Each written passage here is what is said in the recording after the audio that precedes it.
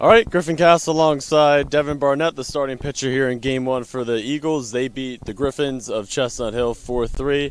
Also, Sam Ricarduli joining us as well. So, Devin, you got the start in Game 1, 7 innings pitch, a complete game. Just what was working for you on the mound? I would say my drop ball and my curveball were working really well today. I was jamming them with my curveball, and they kept hitting grounders with my drop, so that helped a lot. So, just as a freshman in your first year of the program, what does it do for your confidence to have this type of start? It definitely makes me feel good. I got my first win today, and I'm excited about that. So, Sam, you just reached the 100 hit milestone in your post university career. What does that milestone mean to you? Means a lot. I mean, I've been here for 5 years now, and we've had a great team every single year. So it's nice to reach that milestone. What's it going to take here in Game 2 to just complete the doubleheader and go up 2-0 against Chestnut Hill? We just have to come back stronger than we did this game, and usually, I mean, we come out really strong during our second game anyway. So we're all prepared. We want to get the sweep and go home and relax for the rest of our 2 days. Absolutely. Thank you guys so much for taking some time after the game. Go get ready for Game 2. Thank you.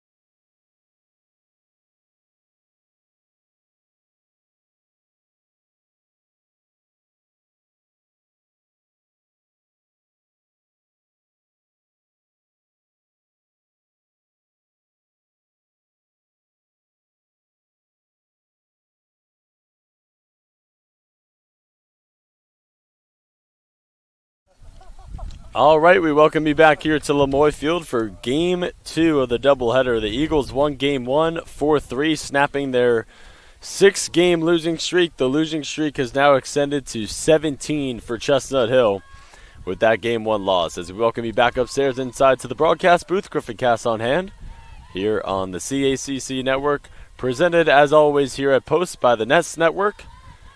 Madison Caldwell getting the start here for the Eagles. 6.83 ERA, a 1-8 record, making her 10th start of the year. Leading things off is Camille Dunham. Dunham went 1 for 3 in Game 1. She skies this one into right field. That will one-hop the fence, and it is a lead-off double for Chestnut Hill. They only had 5 hits in Game 1, and they get their first off of the first at-bat in Game 2.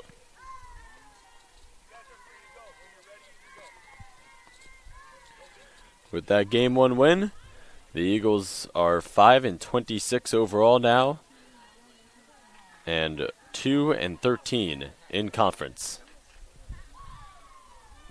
With the Game 1 loss for Chestnut Hill, they are 1-20 now overall and 0-13 in conference. Still searching for that first in-conference win. They have not beaten the Eagles since April 13th, 2019. Miana Lopez Del Haro steps in. What a Game 1 she had. She had a double and a triple, 2 for 3, and she starts Game 2 with a single down the left field line. Dunham will stay put at third, and there's runners at the corners here for Chestnut Hill with no outs in the top of the first. Lopez Del Haro, she had 2 RBIs in Game 1, bringing in 2 of the 3 runs batted in. And that will bring up Skylar Cunningham playing third base. She went 0 for 3 in Game 1.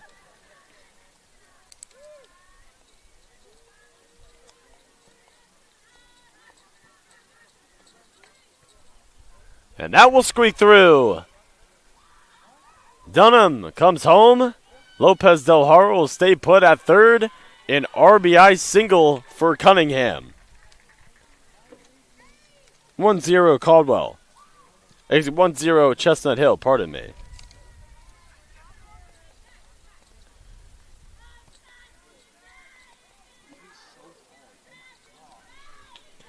And Watson will step in here. Anastasia Watson, 6'2", and we'll get a mound visit here early for the Eagles. Let's set the field here for the Eagles. The outfield remains the same. Rick Arduli in left field, center field Carly Peruso, right field Alyssa Calabrese. A few changes here in the infield.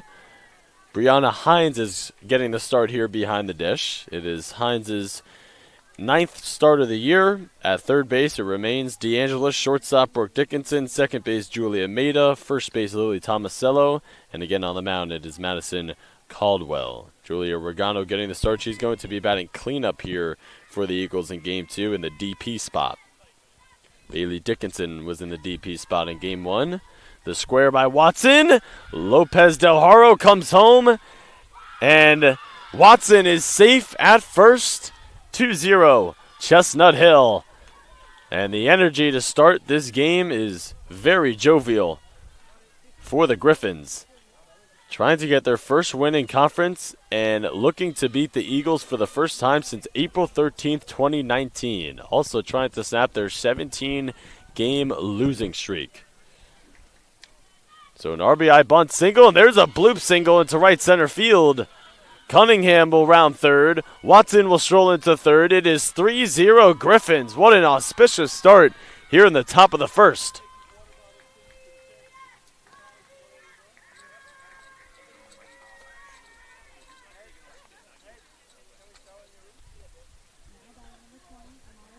That was Kayla Rolone with the RBI single. Runners at the corners. Still no outs.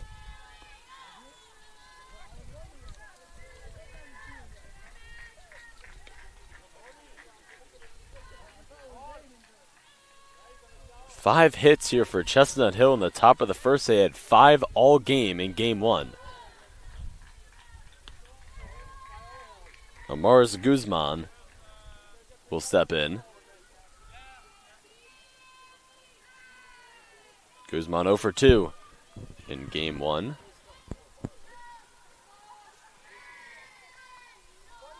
Tries to lay that one down.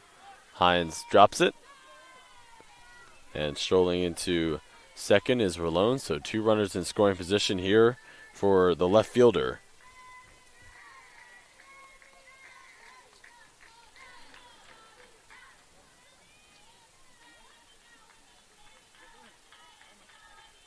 Two out. Swing and a miss. Madison Caldwell, a senior from Townsend, Delaware.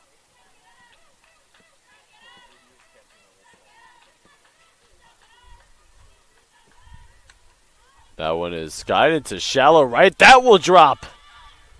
Watson comes home. It is 4-0 Chestnut Hill.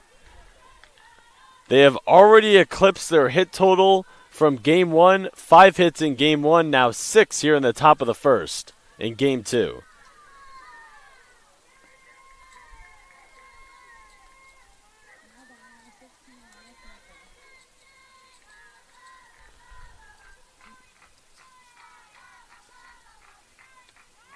That was Guzman's first RBI of the year, a bunt single, or a sac bunt. And Kemper, Maya Kemper, who is getting the start here in game 2, didn't play in game 1, is thrown out at first. Runners will advance.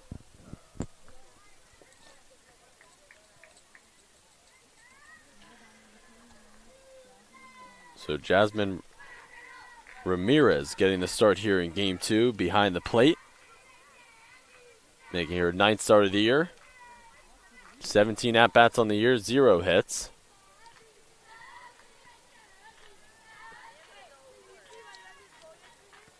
A disastrous start to game 2 for your Eagles. They won game 1 4-3, but down 4-0 here in the top of the first to a team who is on a 17-game losing streak and still searching here in mid-April for their first win in conference. Caldwell misses upstairs.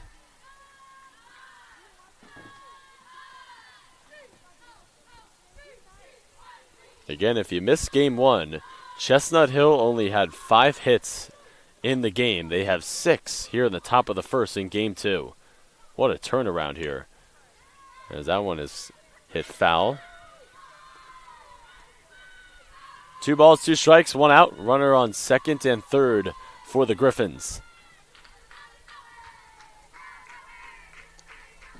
Ramirez, a sophomore. 9th start in the 10th game that she's appeared in this season. Fouls that one away.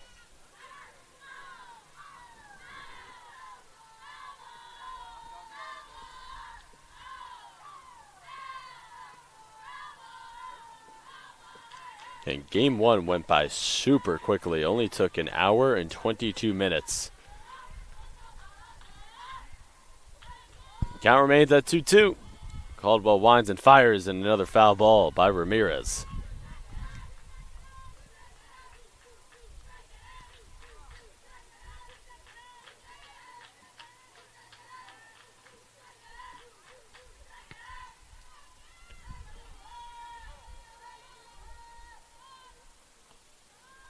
That one just misses outside. Count is full. 3 balls, 2 strikes, 1 out. Top of the first. Runners in scoring position at second and third. 6 hits here for Chestnut Hill in the top of the first, and there's only 1 out. Caldwell delivers, and that is hits. Dickinson looks at home. A runner will come home. It is an RBI for Ramirez. Her second RBI of the season, 5-0 Chestnut Hill.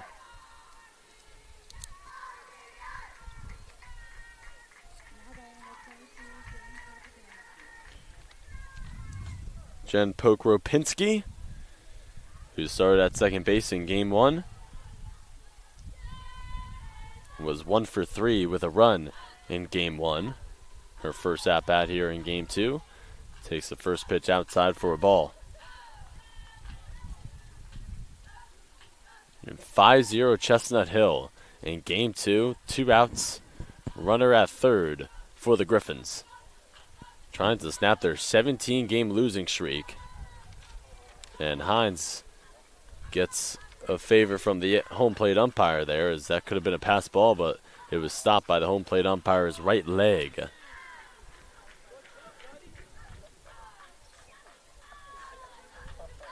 Two balls, no strikes, 2 outs. Caldwell deals and paints the outside corner for strike 1. Top of the order is on deck. Dunham, who doubled to right in her first at-bat.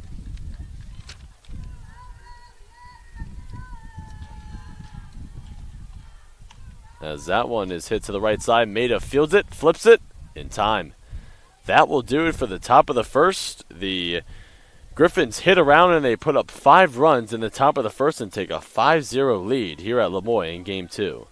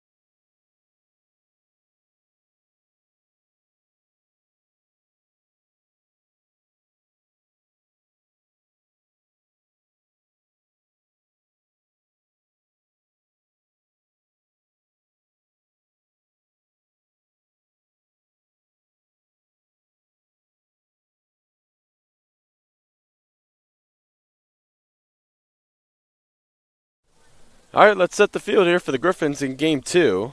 In left field, it is Guzman. In center field, Dunham. In right field, it is Rolone. And that will be the outfield for the Griffins here in Game 2. In the infield at the hot corner, Cunningham, who played third in Game 1. At shortstop, Miana Lopez Del Haro, who played short in Game 1. At second base, it is Pokropinski. She played second in Game 1. At first base, Watson, who was at first in Game 1. Behind the dish is Jasmine Ramirez. Did not play in Game 1. And on the mound here for Chestnut Hill, it is number 1, Gabriela Quinones. Taking a look at Quinones' numbers on the year. 5.02 ERA, 0-8 record, making her 11th start of the season in 60 innings of work. Rick Arduli to lead things off here for Post. Just reached her 100th hit in her post-university career in Game 1. She went 1 for 4 in Game 1 with a run. 6 hits for Chestnut Hill in the top of the first and 5 runs. They have a 5-0 lead here in Game 2. Trying to snap their 17-game losing streak, as that is hit right back to Quinones. And Rick Arduli is retired in her first at-bat.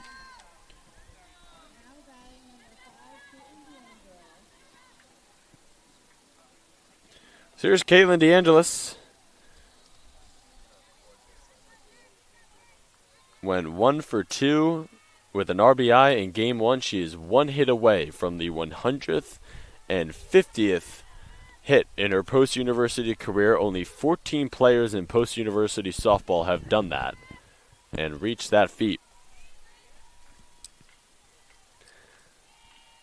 And she got jammed on that one. Rolls over. Cunningham throw across the diamond to Watson in time.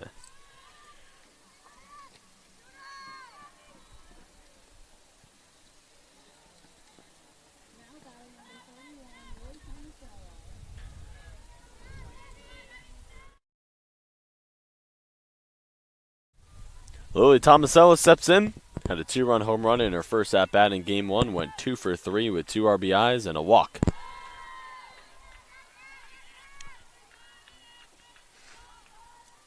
Had the best game at the plate for the Eagles. She's got 6 home runs on the year now. And trying to start a 2-out rally here for Post. 1 ball, 1 strike to Tomasello, a senior from Hazlet, New Jersey. Quinones paints that outside corner. A beautiful pitch.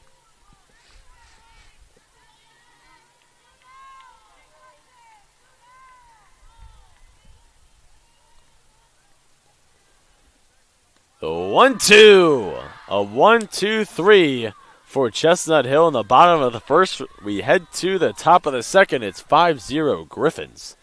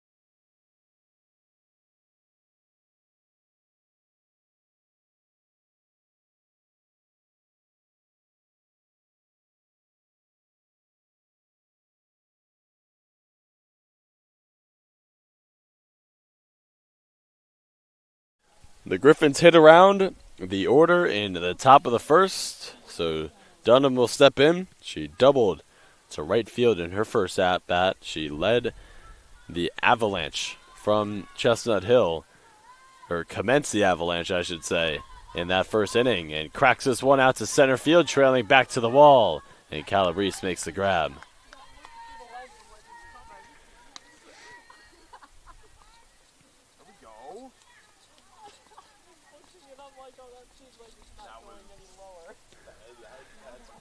Lopez Del Haro singled down the left field line in her first at-bat.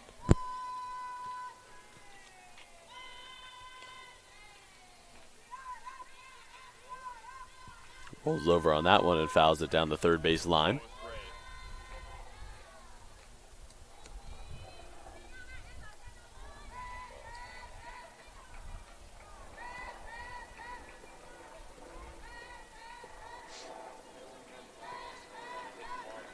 The 0-1 in the dirt.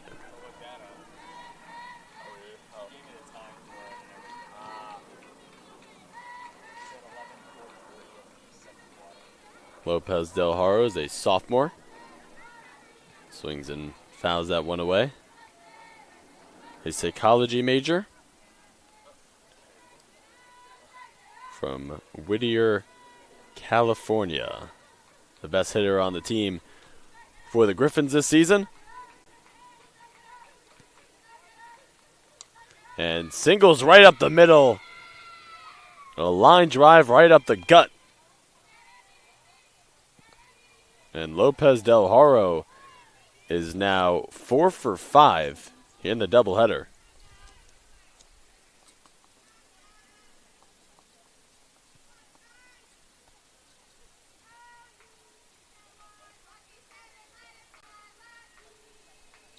Cunningham had an RBI single in her first at-bat. Fouls that one away to the Griffins dugout.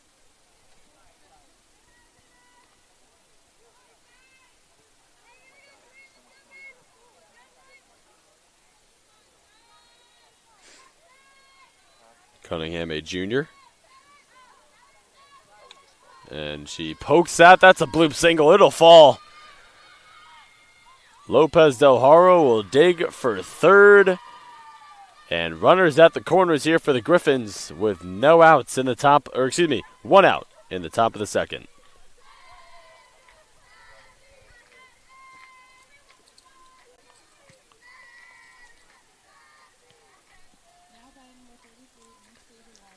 Watson had that RBI bunt single in her first at-bat.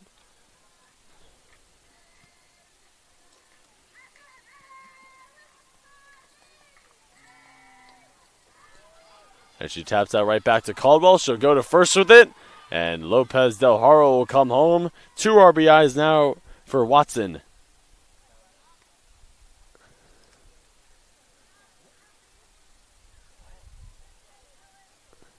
(6-0) Chestnut Hill.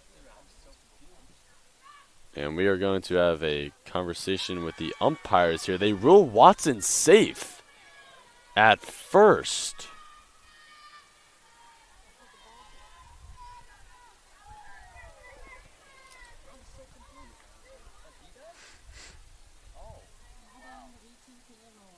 So Kayla Rowland, who had an RBI single to right, and she pokes that one to left. Bases loaded.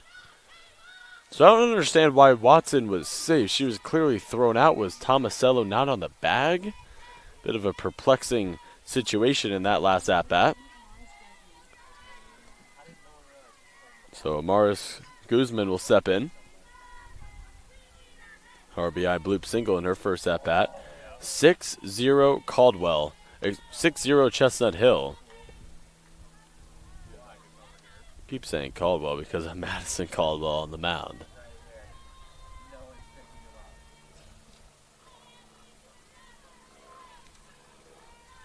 The offering squeaks through. 1 run will come in. Watson will be held up at third. It is 7-0 Chestnut Hill.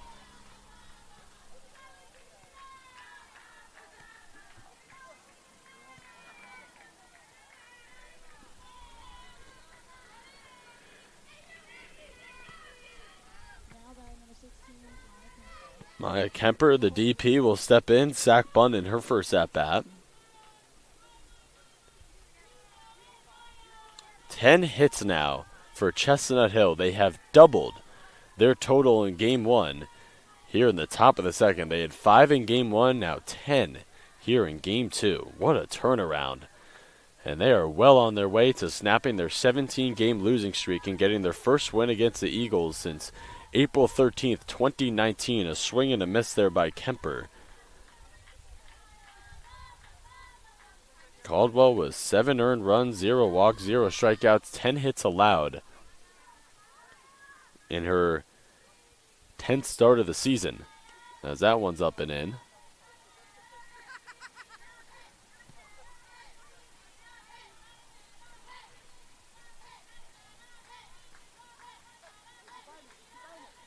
One ball, 2 strikes. 1 out. Bases are loaded for the Griffins. And Caldwell deals and just misses outside.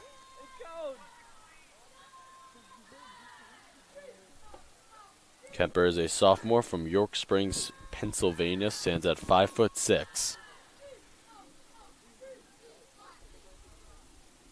And cranks that into center field. Line drive up the middle. 1 run comes in. 2 runs come in. The 11th hit for Chestnut Hill in Game 2. It is 9-0 Griffins.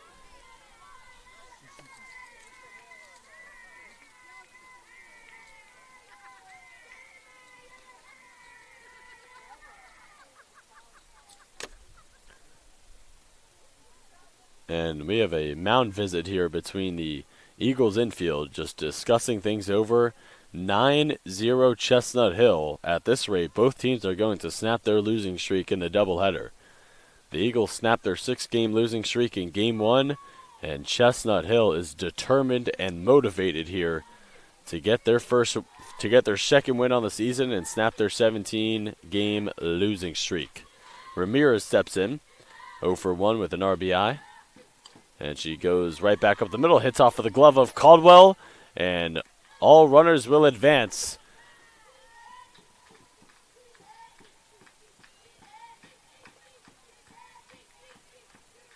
Bases loaded. 1 out, top of the second. And Chestnut Hill, for the second straight inning, is going to hit around the order.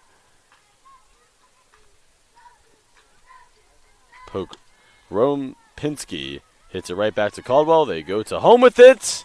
And Poke Ropinski is safe at first. Eagles try to get the double play there. 2 down here in the top of the second. And that'll bring up the top of the order. Dunham, who is 1 for 2. So top of the second, and the leadoff batter, Dunham, already having her third at-bat of the game.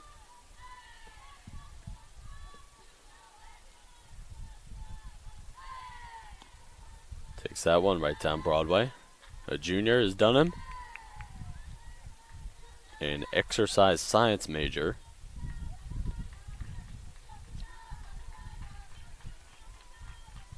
The 0-1 is poked into left field.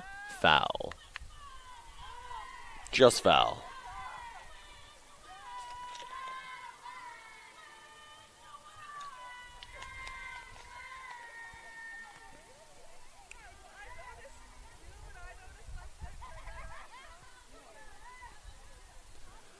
No balls, 2 strikes, 2 outs. Chestnut Hill with 12 hits here in Game 2, and that one is skied into right. Calabrese under it and makes the grab to retire the side. Chestnut Hill, they get 5 across in the top of the first and now 4 in the top of the second. Eagles head to the bats, and they are in desperate need of some big swings here at Lemoyne. 9-0, Griffins.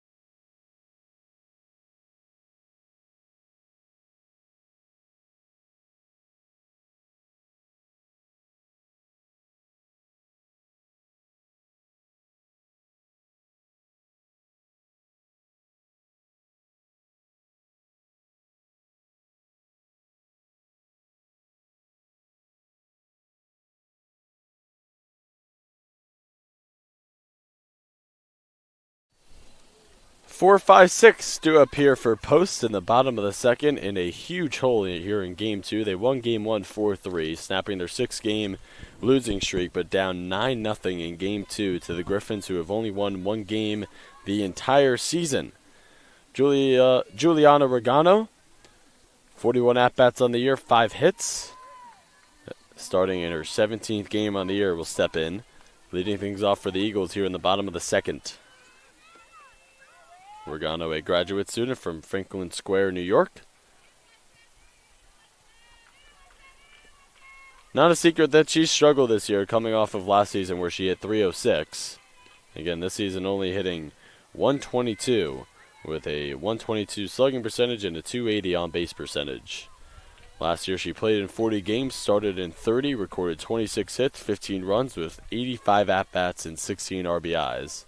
And she slices that one, but what a catch by Cunningham on the line drive. Tough break there for Regano. That was excellent contact. Should have squeaked through there, but excellent play by Cunningham.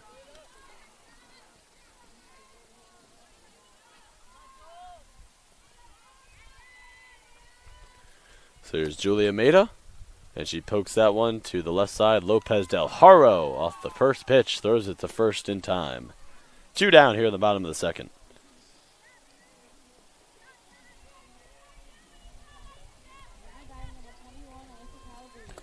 So here's a freshman, Alyssa Calabrese.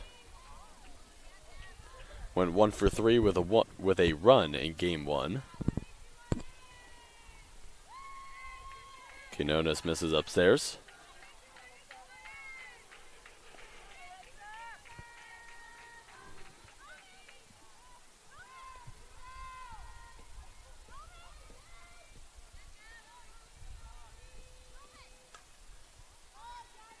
Calabrese fouls that one away. Calabrese, a Connecticut native from Oakville, stands at 5'10". Making her 20th start of the season in her freshman campaign. 1 ball, 1 strike, 2 down. Calabrese, nice poke, and it will get through.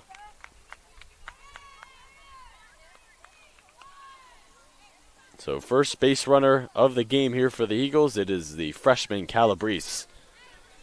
And Brianna Hines will step in Making her 9th start of the year, 23 at-bats, 1 hit. Hines is a sophomore from Seymour, Connecticut. 2 down here in the bottom of the second. Quinones just threw her 17th pitch. So they get that in error, so they do not award a hit to Calabrese. So an error on Pokropinski, and that will get through. It's a pass ball. Calabrese takes second, and a runner in scoring position here for the Eagles with 2 down. Hines, 0 RBIs on the year. Her first one is waiting for her at second base. Eagles as a team coming into the doubleheader, and that will squeak through.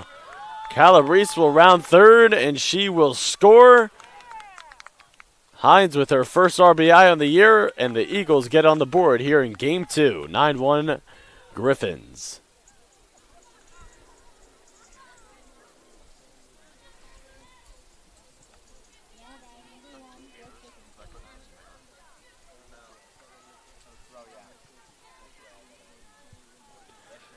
So Brooke Dickinson, the shortstop, steps in for the Eagles. Had a great Game 1 in the batter's box, went 2 for 3 with a run.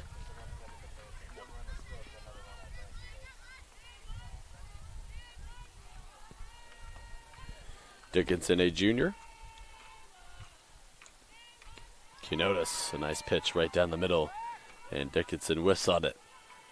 Last year as a sophomore, she played in 27 games, started in 24 of them.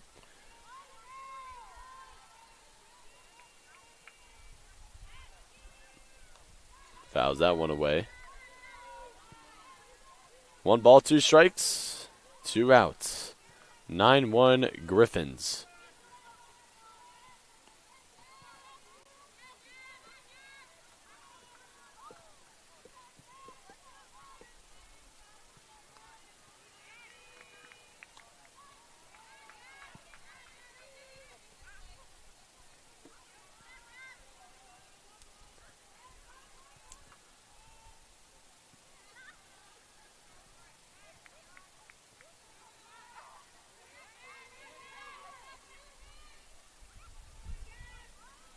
And once again, the 1-2 upstairs.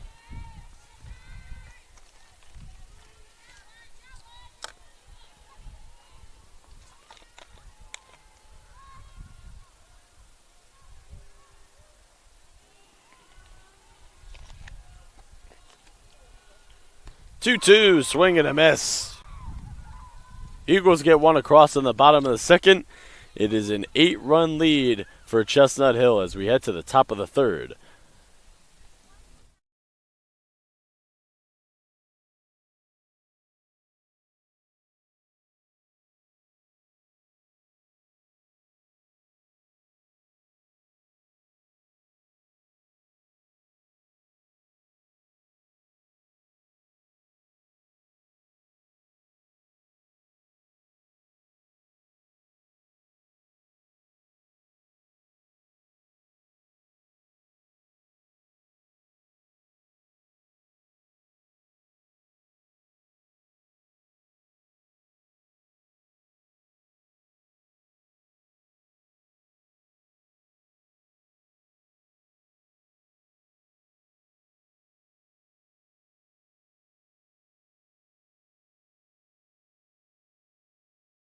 So Madison Caldwell's start is over. Alyssa Hughes, number 24, with a 6.27 ERA, a right-hander, will step into the pitching circle here in relief for the Eagles. Not a start that Caldwell will want to remember. 2 innings of work, 8 earned runs, 12 hits allowed, in 45 pitches. So Hughes on the mound, trying to relieve her. It is 9-1 Griffins. Hughes is a junior from Staten Island, New York, stands at 5'11". Again, a right-hander. It is 2-3-4 due up here for Chestnut Hill in the top of the third. Again, so glad you're with us here on the CACC Network. Presented as always here at Post by the Nest Network. Eagles won game 1 4-3, down 9-1 here in game 2 to the Griffins. 12 hits for Chestnut Hill, 1 for Post. Miana Lopez Del Haro, 2 for 2 here in game 2.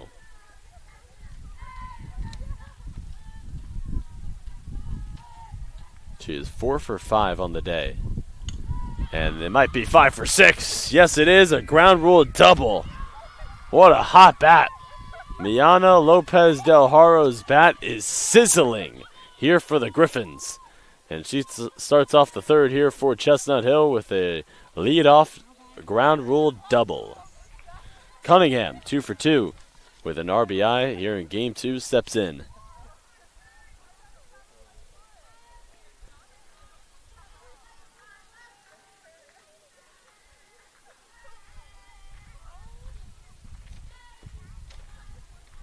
Swing and a miss. No, they say a foul tip, so Lopez Del Haro not able to take third.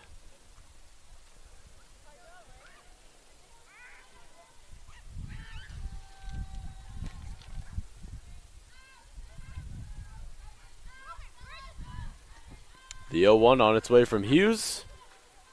Another foul ball. And Cunningham falls behind in the count here. 0-2.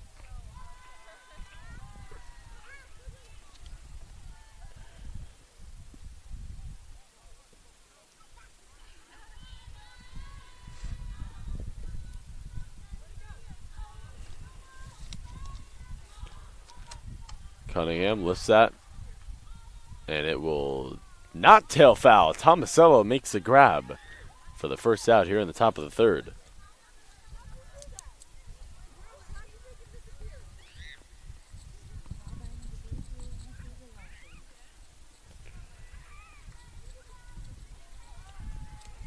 So a 6'2" junior from Wilmington, Delaware, Anastasia Watson steps in.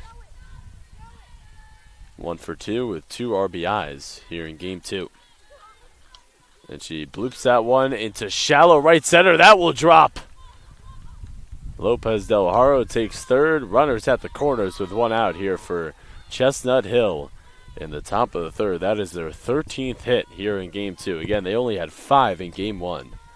The Bats have woken up, to say the least, here in game 2. Excuse me, 14 hits. So 14 hits here in game 2.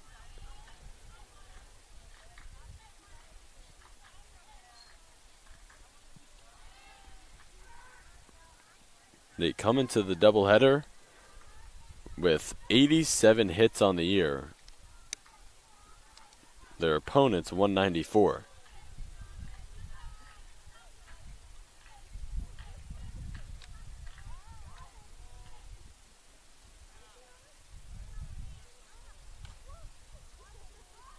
DeAngelis trailing back and catches that one off of the bat there, Verlone. 2 down here in the top of the third.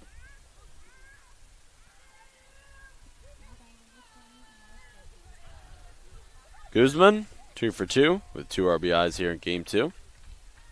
Steps in for her third at-bat. And dribbles that one to the right side. A tough play for Maida, and she makes it. We head to the bottom of the third. A 9-1 lead for the Griffins, trying to snap their 17-game losing streak.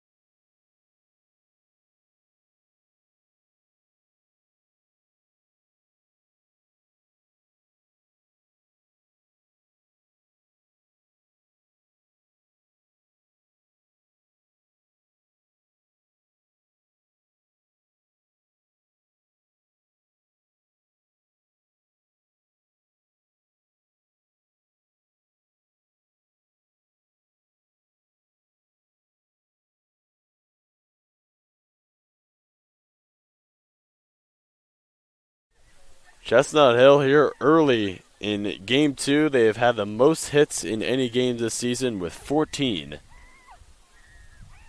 Out hitting Post 14-1. Carly Peruso will step in her first at-bat here in Game 2. She had a triple in Game 1, went 1 for 2.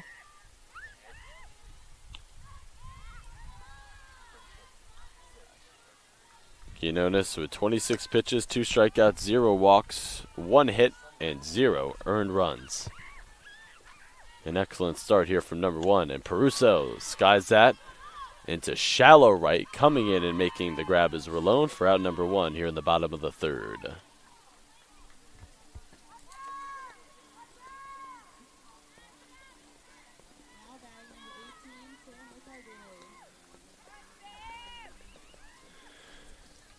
Ricardulli ground out to the pitcher in her first at-bat.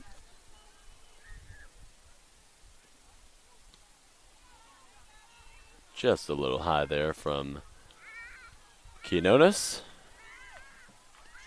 DeAngelis is on deck looking for her 150th hit in her post-university career, but if it comes here in this game, it's not going to come at the most ecstatic time per se, as that is a bloop into shallow center. It will fall for Ricardulli, and DeAngelis will step up. 0 for 1. Ground out to third in her first at-bat.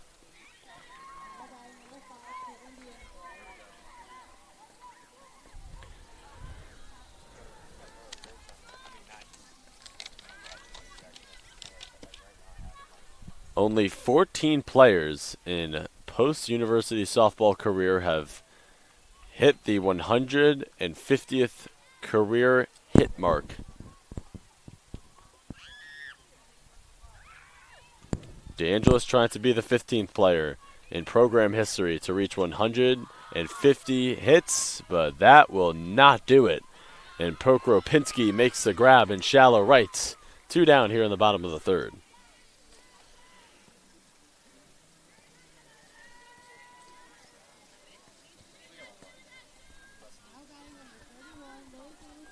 Tomasella struck out looking in her first at-bat. Had her 6th home run of the season in Game 1.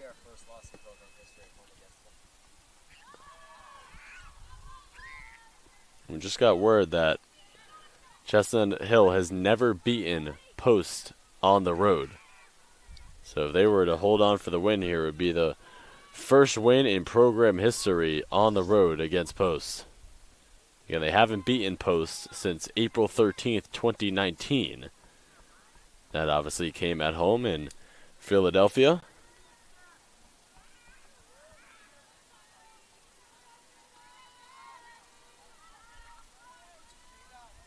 Bottom of the 3rd, 2 outs. Ricardulli is on second.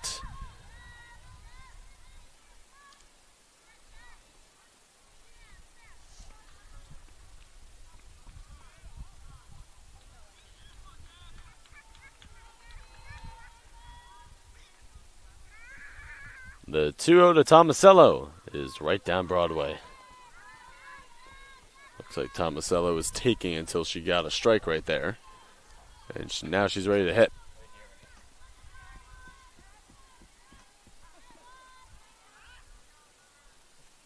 The 2-1 is low. Excuse me, that was 3-1.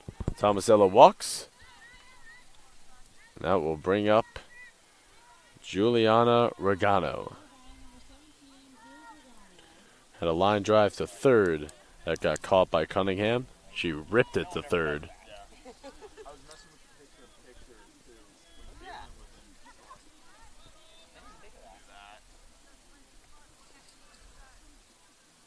36 pitches now for Quinones.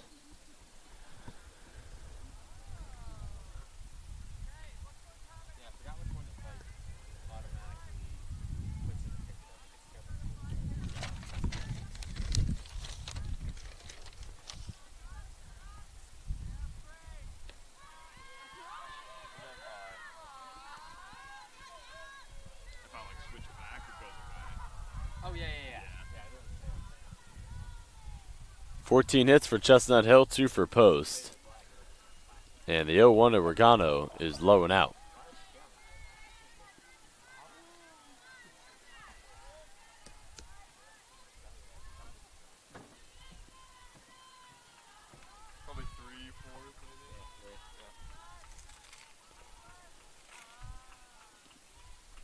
The off-speed pitch misses downstairs.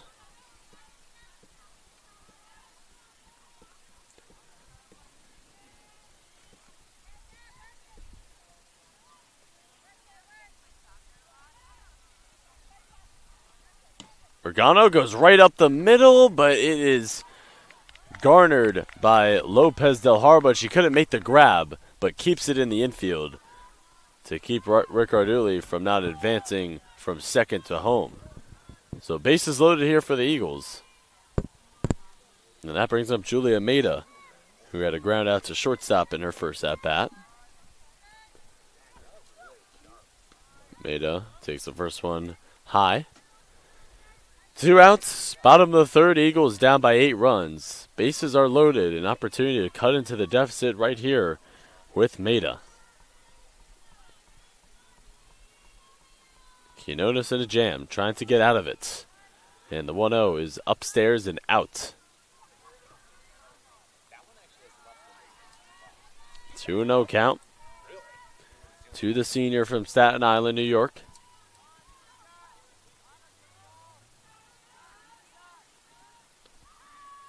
Two-0 is right down the middle.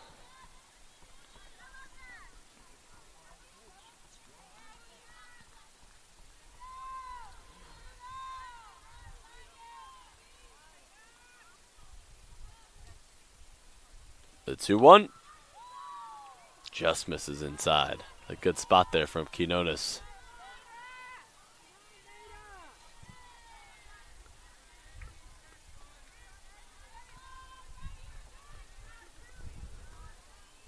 The 3-1, and it hits Maida in the left shoulder. That will bring home the second run of the game for Post, where Garduli heads home, and Maida's going to want to ice that tomorrow.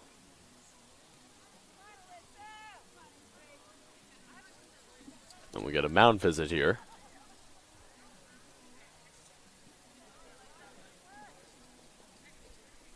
So it's 9-2 Chestnut Hill. Doesn't look like Quinones is coming out of the game here, but the bullpen is going to get loose. That is the game 1 starter, Michelle Baker, that's heading to the bullpen to get loose for Chestnut Hill. So the mound visit concludes. And Alyssa Calabrese, who's 0 for 1 in game 2, will step in.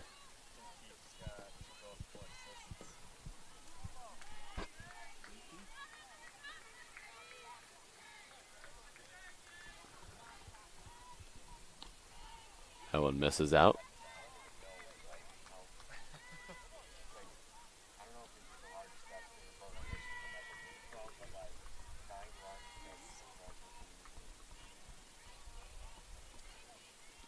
The 1-0, that's a nice pitch. 1 ball, 1 strike, 2 outs, bases loaded.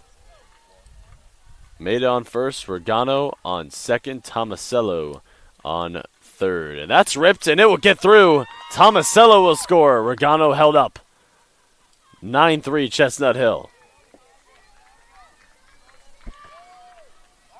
So an RBI there for Calabrese.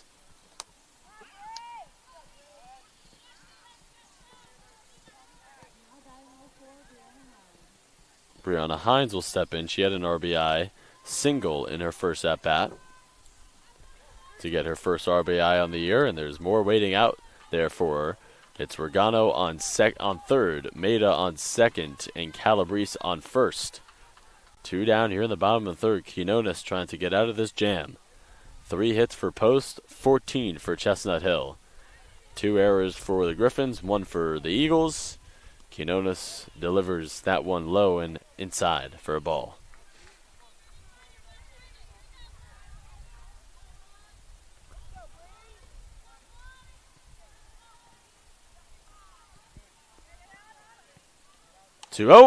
Hit right back to Quinones. She stops it and goes to first. in time. Eagles get 2 across. In the bottom of the third, we head to the 4th inning. It is 9-3 Griffins here at Lemoy.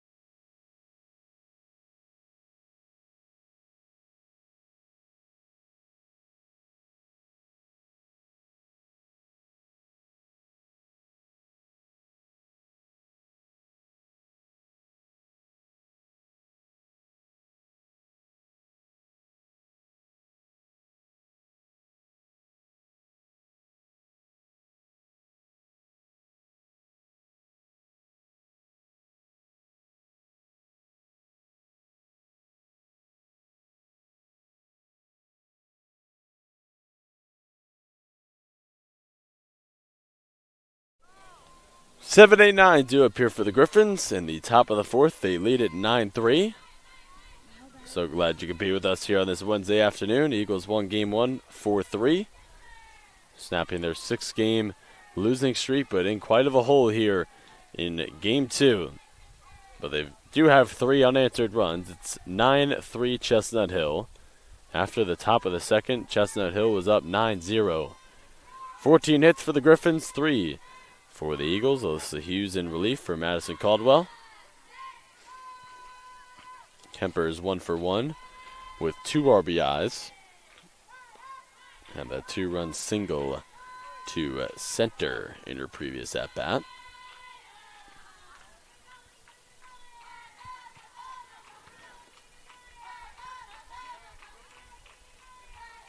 One ball, one strike.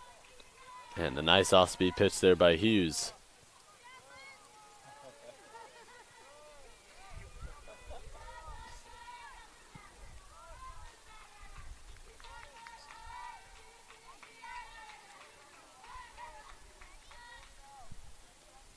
Hughes fires the 1-2.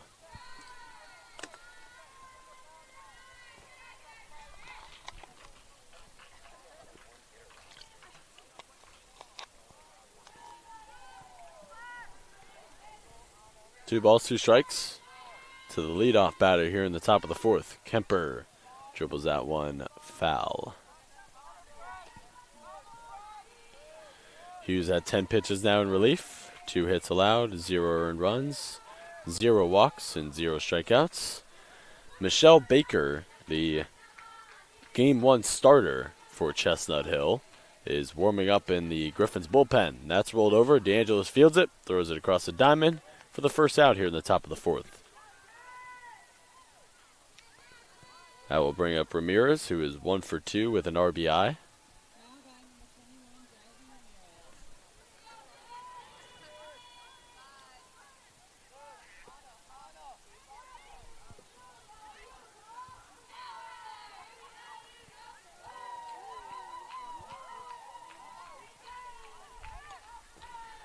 That would have skied up in the infield, and DeAngelis is under it in foul play to make the grab. 2 down here in the top of the 4th.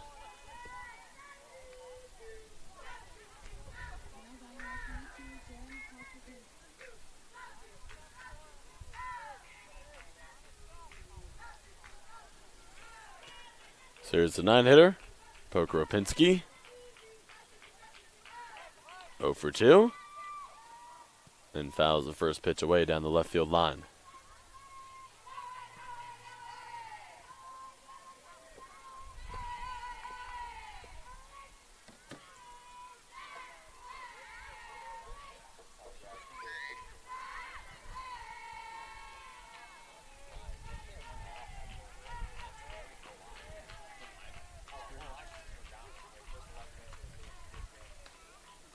Oh, it's flied up in the infield. In foul play, DeAngelis makes the catch. A 1-2-3 in the top of the 4th. We head to the bottom of the 4th. 6-run lead for the Griffins.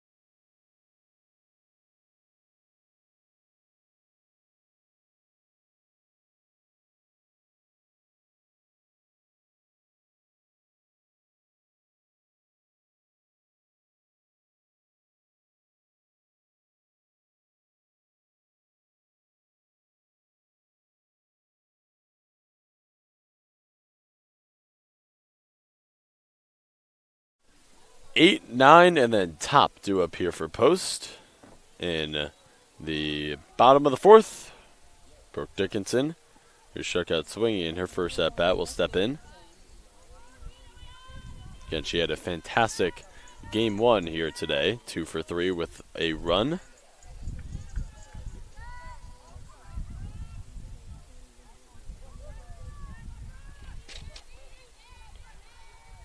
Dickinson last year as a sophomore played in 27 games, started in 24. She graduated from Vineland High School in 2021. She played soccer and softball. Her sister Bailey is on the team. Started in the DP spot in game one, did Bailey. Not getting the start here in game two. 1 ball, 1 strike. Quinones with 51 pitches has had a beautiful start here for the Griffins. 3 hits allowed, 2 earned runs, 1 walk, and 2 strikeouts.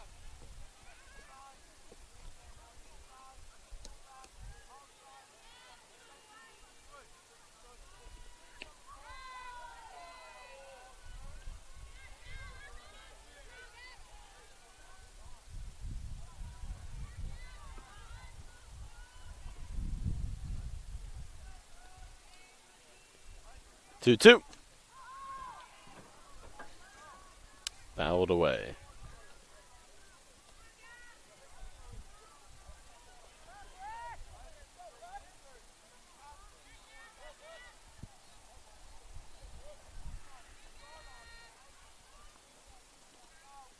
Swing and a miss from Dickinson. Drop third strike.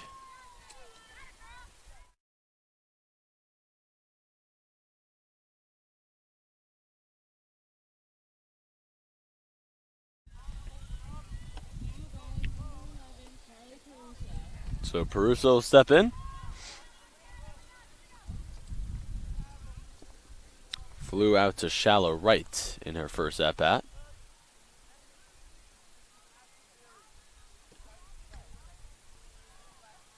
Takes the first pitch for a ball.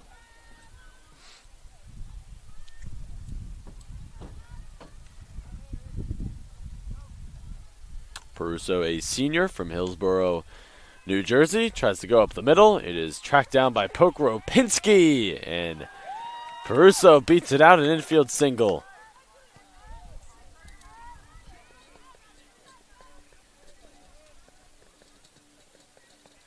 And that will bring up the top of the order, Rick Arduli, who had a bloop single in her previous at-bat.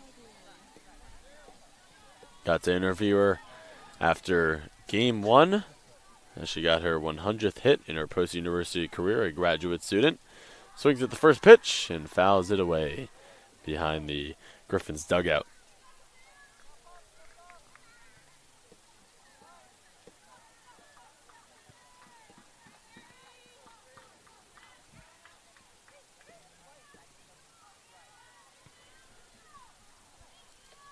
No balls, 1 strike, 1 out. Peruso on first in the bottom of the fourth. Eagles down 9-3. Not trying to be the team that Chestnut Hill snaps their 17-game losing streak against.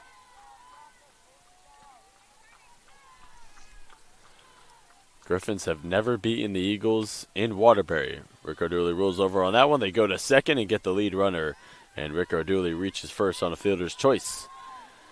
And that will bring up Caitlin DeAngelis, 1 hit away from 150 in her career. Only 14 players have hit the 150 hit mark in their post-university career. DeAngelis trying to become the 15th. Pass ball on the first pitch. Rick Arduli takes second.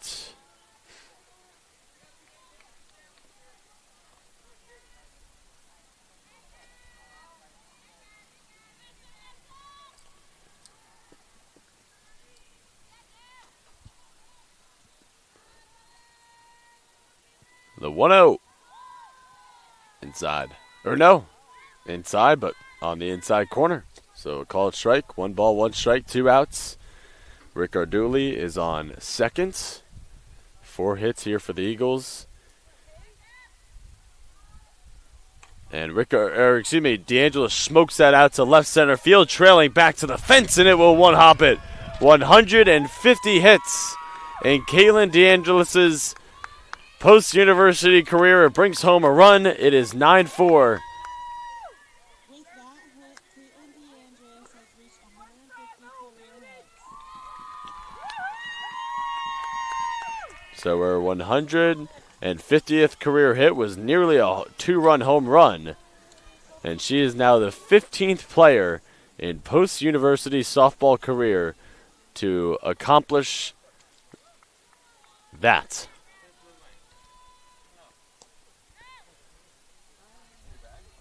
So now 4 unanswered runs here for the Eagles. 9-4.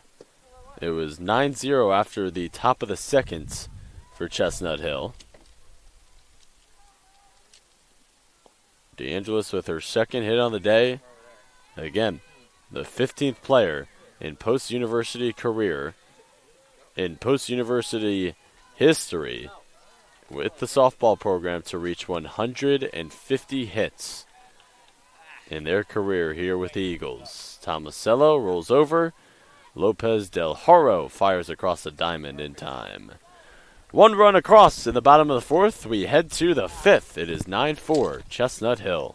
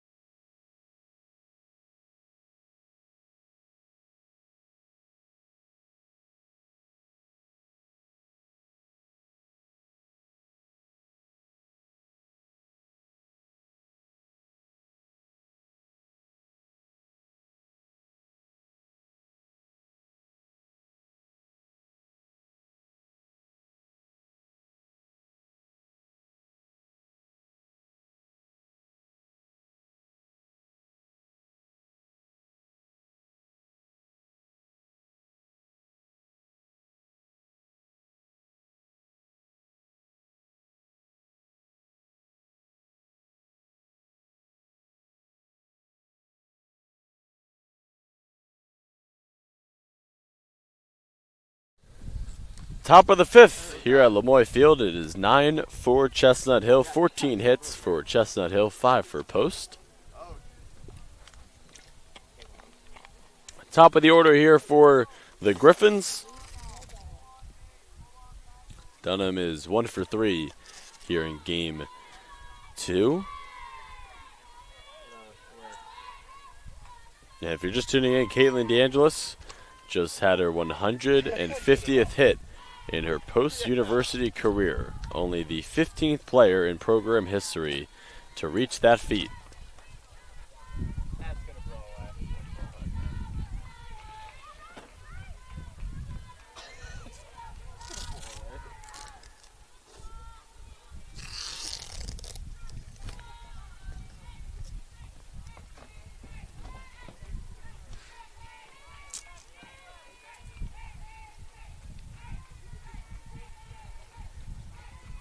It's just like the camera 1 isn't. What? It's moving? No, like if you flip it to camera 1, it goes black for some reason. 2 balls, 1 strike here to Dunham.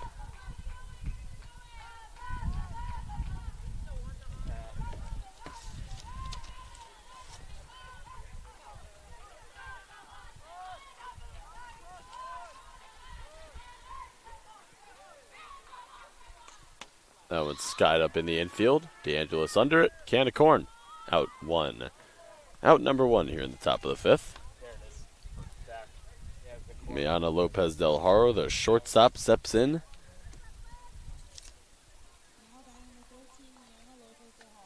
She is 3 for 3 here in game 2. Was 2 for 3 in game 1. 5 for 6 on the day. And she destroys that one. That one, forget about it. A solo shot for Lopez Del Haro. 6 for 7 on the day now is number 13 in red. Her 3rd home run of the season. And the Griffins' third home run of the season. 10-4, Chestnut Hill.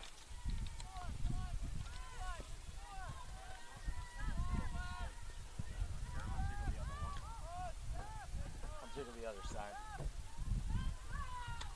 There we go. Yeah, oh, it's good. That's what I mean.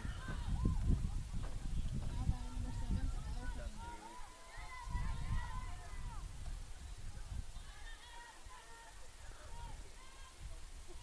Cunningham. So Skylar Cunningham, 2 for 3 here in game 2 with an RBI. 15 hits and she cranks one, but that's going to be foul.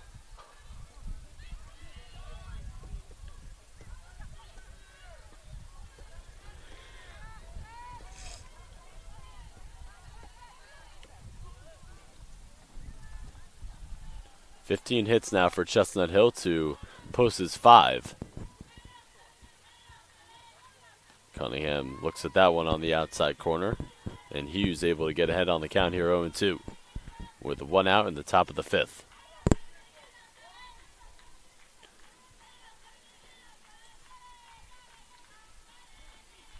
The 0-2. Skied up. DeAngelis is under it on the left field line for out number 2 here in the top of the 5th. Watson, 2 for 3 with 2 RBIs. Will step up here for Chestnut Hill with 2 down here in the top of the 5th.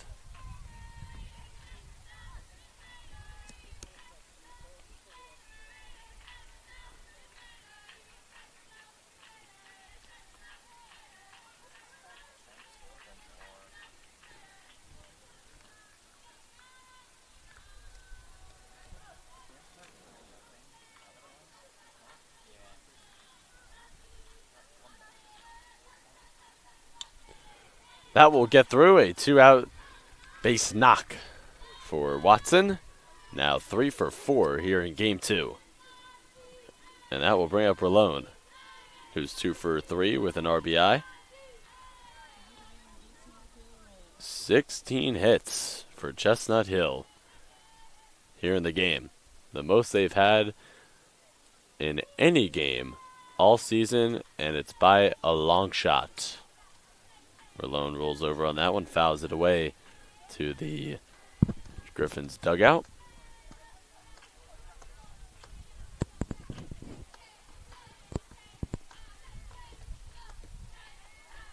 Game 2, just like game 1, flying by. We've eclipsed the 1 hour mark, and we are in the top of the 5th here in game 2. Game 1 only took 1 hour and 22 minutes. And that one's low and out from Calabrese. 1 ball, 1 strike, 2 outs. The 6'2 junior from Wilmington, Delaware, Watson, is on first. Rolone looking for her 3rd hit here in game 2. And she rips it into left field, down the left field line. Watson strolls into second. And Guzman, who's 2 for 3 with 2 RBIs.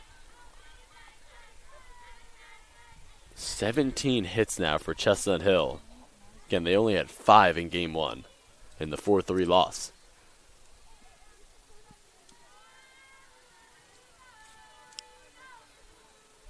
And that's belted into center, but right at Peruso for out number 3. We head to the bottom of the 5th. Chestnut Hill to get 1 across thanks to a solo shot by Lopez Del Haro. 10-4, Griffins here in Waterbury.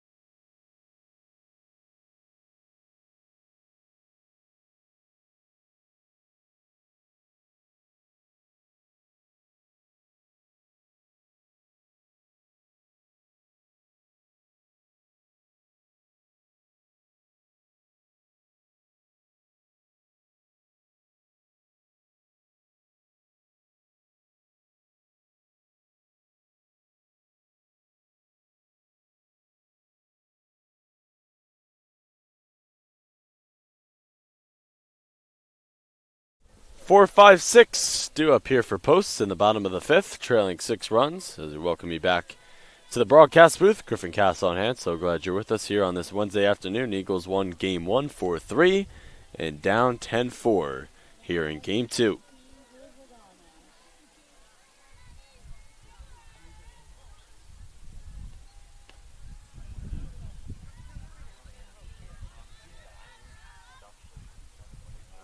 Regano is 0 for 2.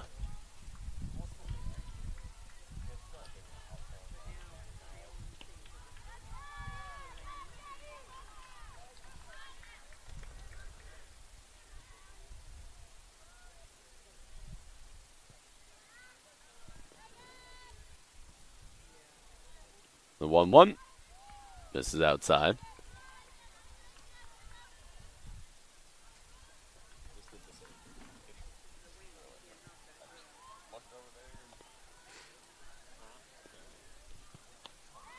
That paints the outside corner. It's the DP. Quinones with 68 pitches now, 5 hits allowed, 3 earned runs, 1 walk, 3 strikeouts. In her 11th start of the season, 0-8, trying to get her first win of the year. Regano pokes that to left field, foul. 17 hits for Chestnut Hill, 5 for post, 2 errors for the Griffins, 1 error for the Eagles.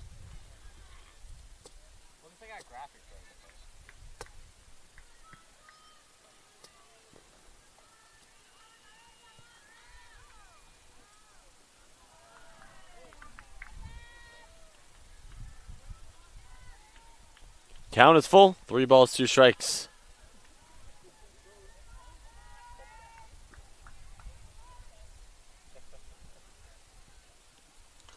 And that's grounded to the left field, to the left side of the infield, and Lopez Del Haro makes the play for out 1 here in the bottom of the 5th.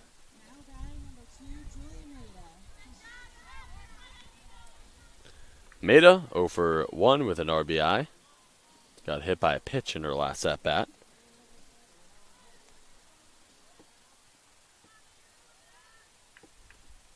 Takes that one high and out.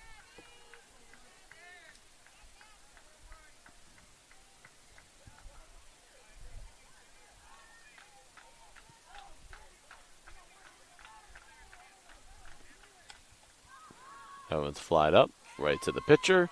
Can to corner for Quinones, and there's 2 down here in the bottom of the 5th.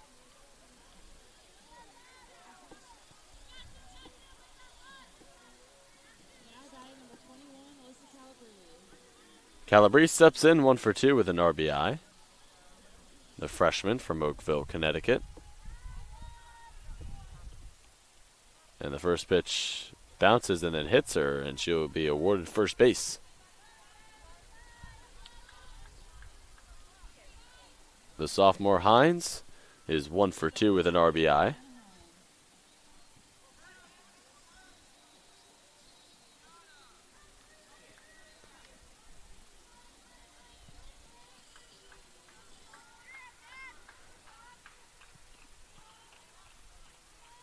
Up and out, ball 1.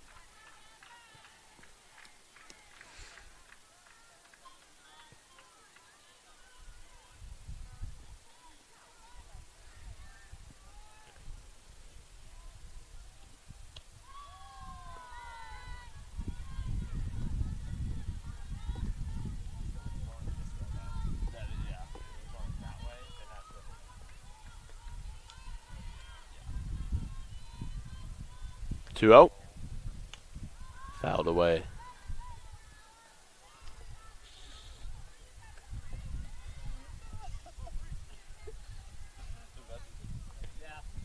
That did come through. That did in fact come through. The 2-1. Pulled over, foul down the third base line.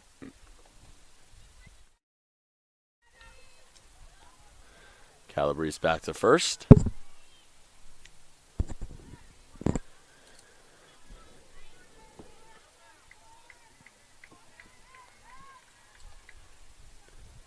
Hines kind of check swing at that one. Wasn't sure if she wanted to swing at it. It goes right back to Quinones. And that will do it. 5 innings in the books. We head to the top of the 6th, a 10-4 lead for the Griffins, trying to snap their 17-game losing streak and get their first win here in Waterbury in program history.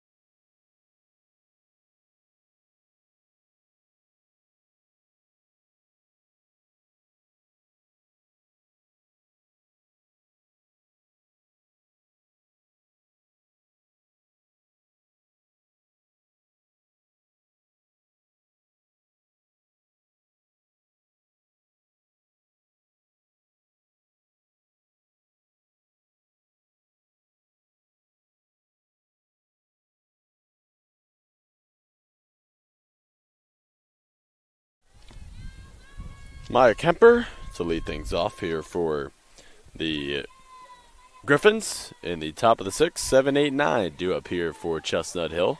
17 hits, 10 runs here in Game 2. They only had 5 hits and 3 runs in Game 1. Hughes has been fantastic in relief. Only allowed 5 hits, 1 earned run, 0 walks, 0 strikeouts. Madison Caldwell, she had a rough go of it to begin this one. She got the start in 2 innings of work. Again, not a start she's going to want to remember. 45 pitches, 12 hits, 8 earned runs. Kemper is 1 for 2 with 2 RBIs. Didn't start in Game 1, getting the start here in Game 2. Her 12th start of the season.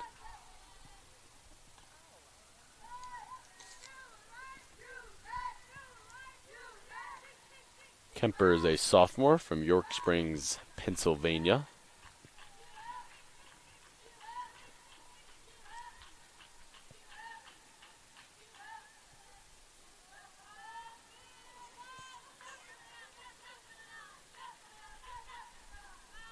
Hughes delivers.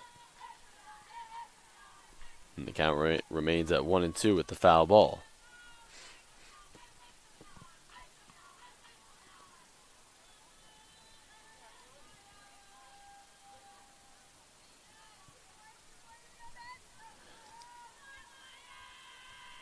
One, two. Just misses outside.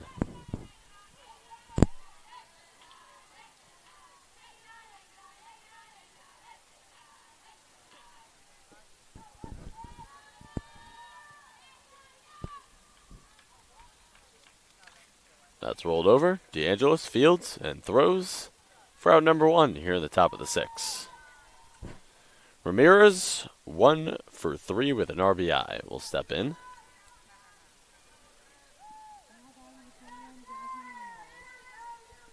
Ramirez, a sophomore, a catcher. Did not play in Game 1, getting the start here in Game 2. Her 9th start of the season and the 10th game that she's appeared in. Takes the first pitch from Hughes for a strike right down Broadway.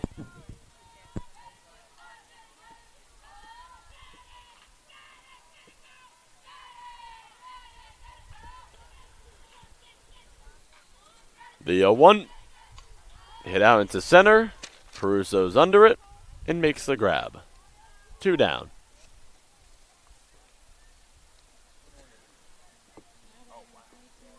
Pokropinski is 0 for 3. The 9-hitter for the Griffins. She went 1 for 3 in Game 1. So 1 for 6 here in the doubleheader. Looks at the first pitch on the outside corner for a strike. He was looking for a 1-2-3. The Eagles have been playing in this game better as of late. They started the game down 9-0 after the top of the 2nd.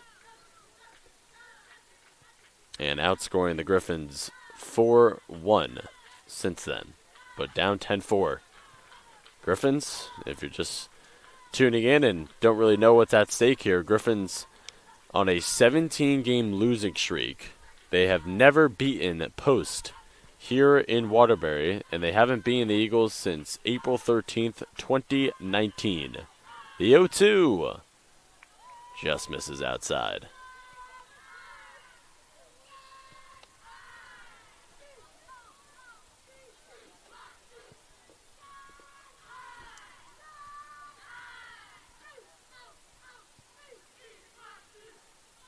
One, two. DeAngelis across the diamond. The scoop by Tomasello, not able to make it. And that will be the second error of the game for Post. 17 hits here for Chestnut Hill. The most in a game this season by quite a large margin. They've only had one win on the year. That came on March 3rd in Myrtle Beach, South Carolina, where they beat University of Pikeville 2-1. And in that game, they had only 5 hits.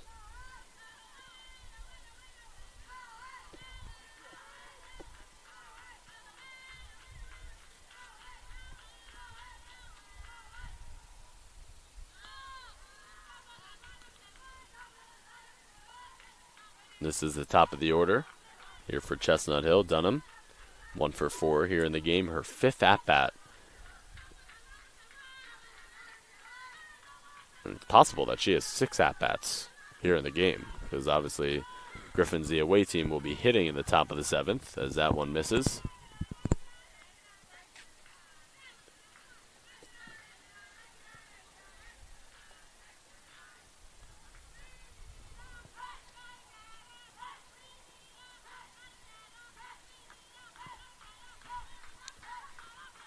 That one smoked down the left field line, and it is just foul, marginally.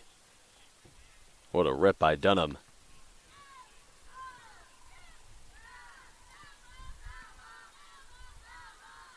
Dunham is a junior, an exercise science major at Chestnut Hill.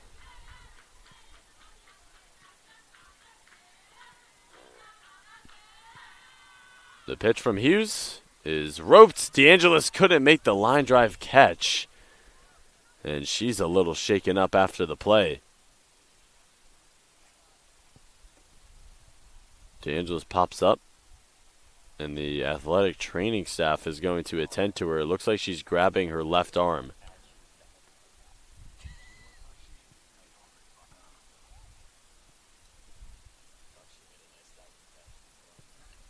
So if you're an Eagles fan, you are holding your breath here. Kaylin DeAngelis, who's been the best hitter on the year for the Eagles, in a little bit of pain.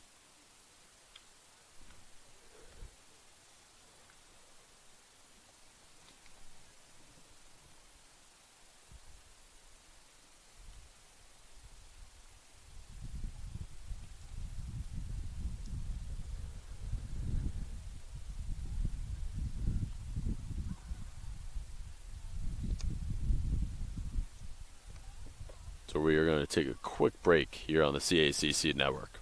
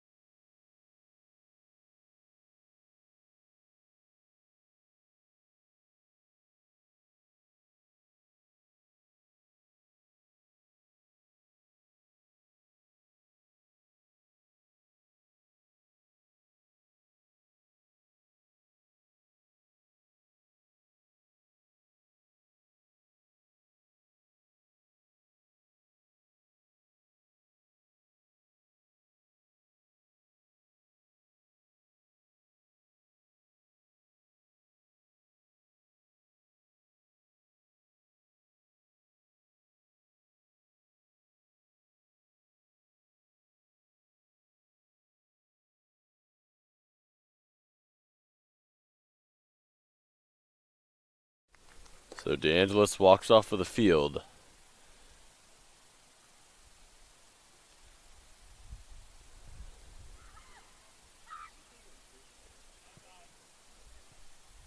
and Jenny Raquelme is going to take her spot.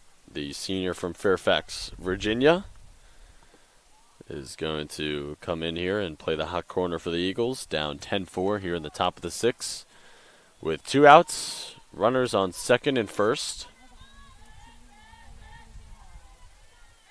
Lopez Del Hara, 6 for 7 here in the doubleheader.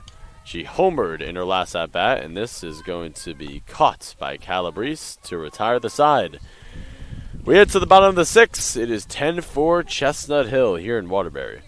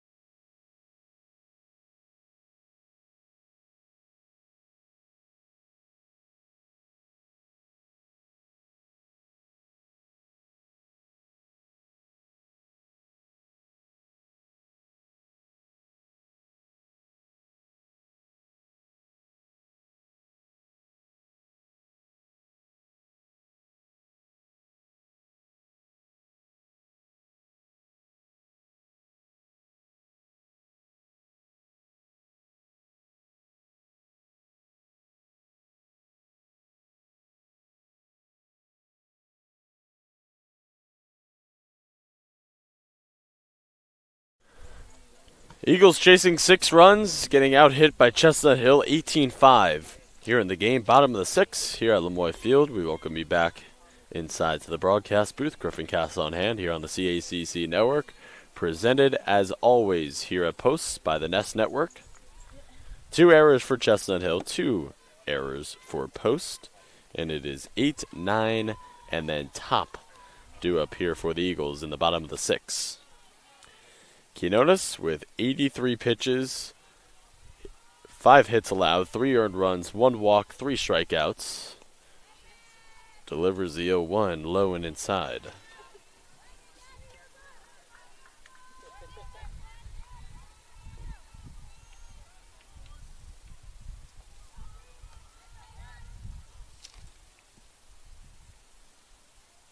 Dickinson 0 for 2 with 2 strikeouts.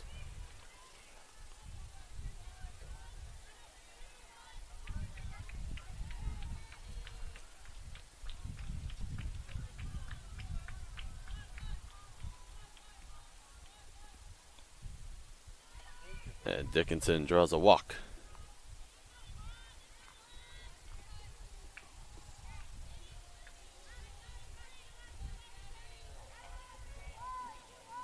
Now batting number 11, Carly Caruso. Caruso is 1 for 2 here in game 2. She steps in.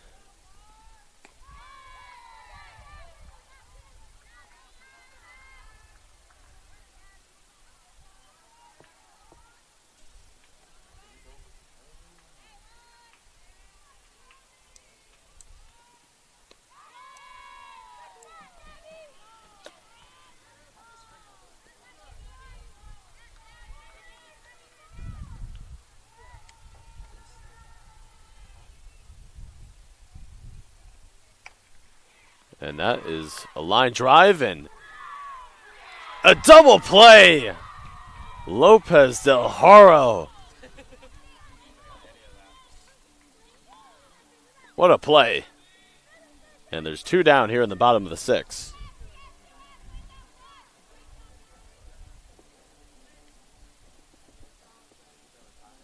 Now batting number 18, Sam Ricardulli.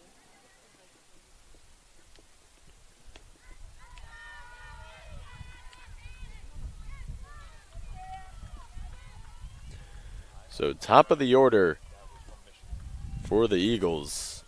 Ricardulli with 2 down here in the bottom of the 6th. Ricardulli 1 for 3 here in game 2.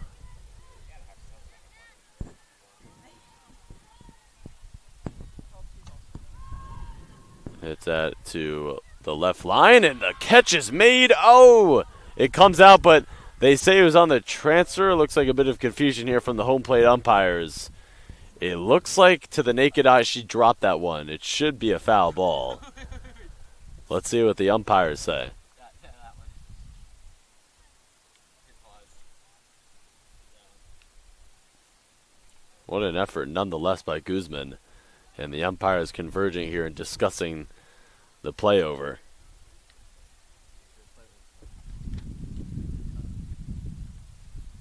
About to get the official wording here. So they say it's a foul ball. She dropped it. And David Scott pleading his case to the home plate umpire. Yeah, it looked like it was not on the transfer there, and she did not corral it completely. So 1 ball, 2 strikes. 2 down here in the bottom of the 6th. And Scott just finishing up his case to the home plate umpire.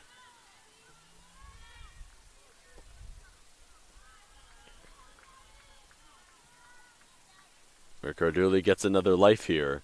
1 ball, 2 strikes. And she just gets a piece of that one to foul it away on the Quinones off-speed pitch.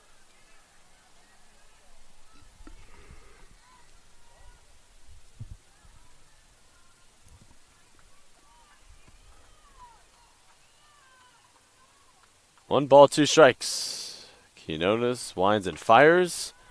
Slapped. Lopez Del Haro makes the play to retire the side. A 1-2-3 in the bottom of the 6th for the Griffins. We head to the 7th, 10-4, Chestnut Hill.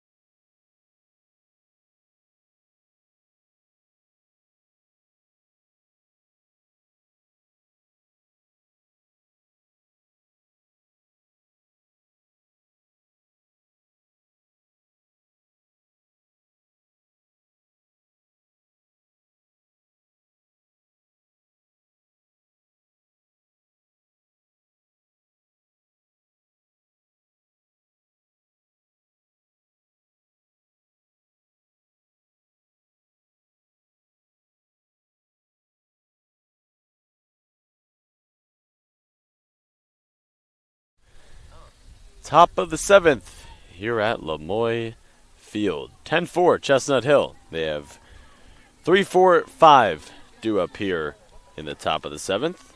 Cunningham is 2 for 4 with an RBI here in the game.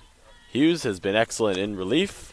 1 earned run, 6 hits allowed, 0 walks, 0 strikeouts, 49 pitches.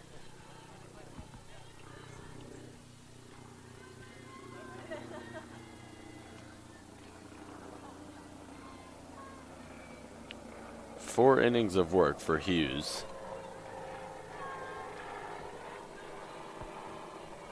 18-5 in hits in favor of Chestnut Hill.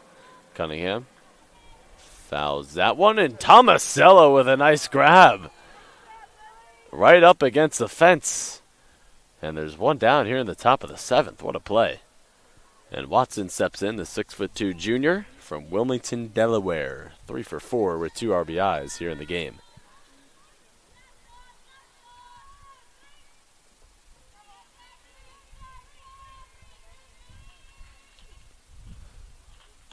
Watson looks at that one right down the middle.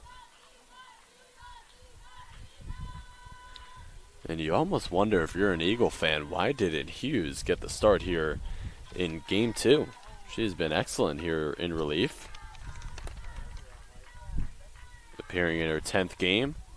She's started in 4. And Watson, her 4th hit in the game. She's 4 for 5 now with the single to left field.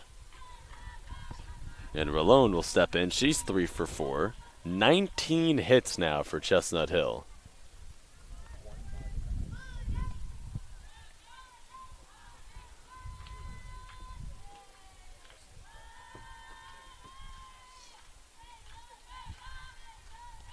Rolone takes that one low.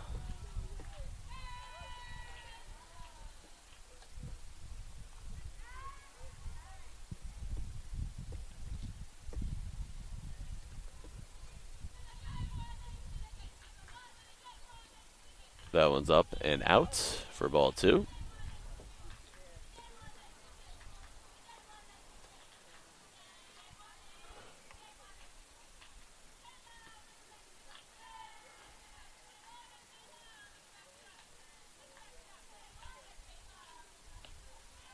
That one misses, or no, doesn't miss inside. It paints the inside corner for strike 1.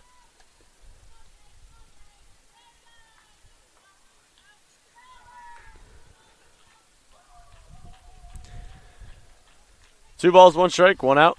Runner on first, that is Watson, and the pitch up and out for ball 3.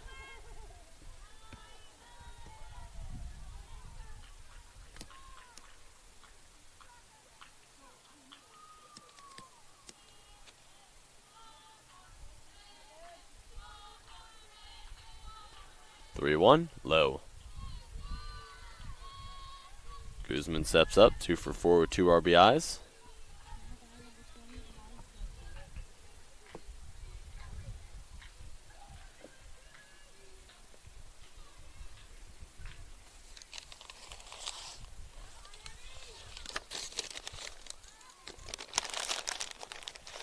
First pitch, a swing in the Griffins bullpen.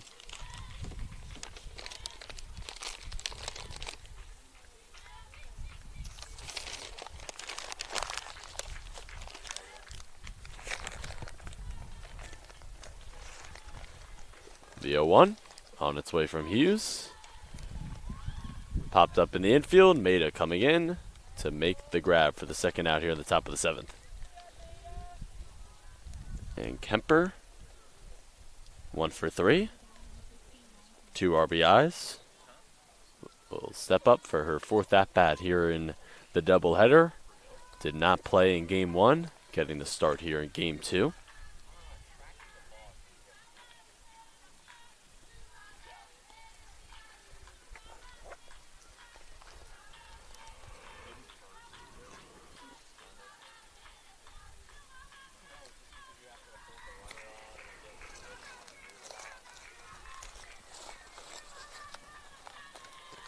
One out.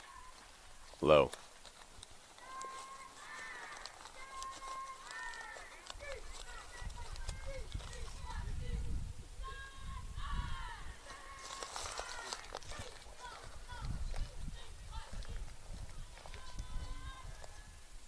That's rolled over.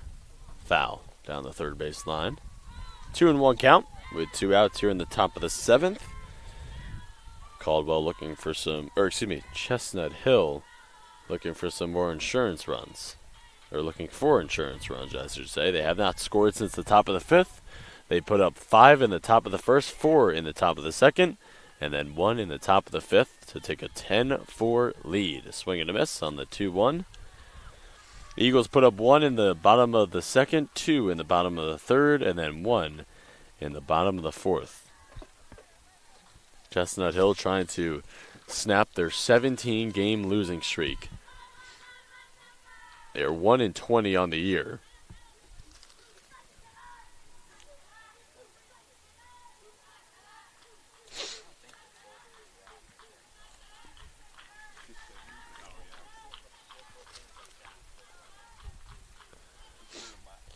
Two, 2 outs. Eagles trying to get back to the bats, chasing 6 runs. And Hughes delivers. Rolled over. Raquelme steps on third to retire the side. We head to the bottom of the 7th. Eagles trying to complete a historic comeback down 10-4.